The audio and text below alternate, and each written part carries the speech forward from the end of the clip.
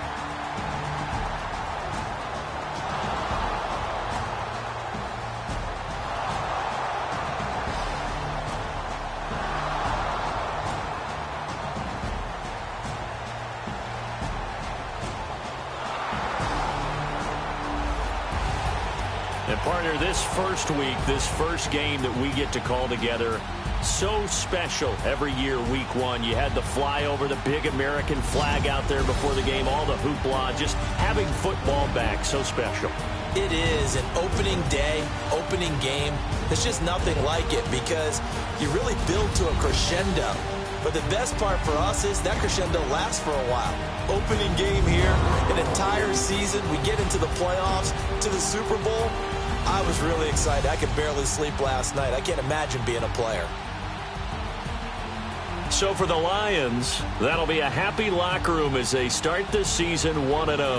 And they will hit the road next week to take on the Kansas City Chiefs. Meanwhile, for Minnesota, they go down to defeat here in the opener. And they'll be at home next week for a date with the Arizona Cardinals.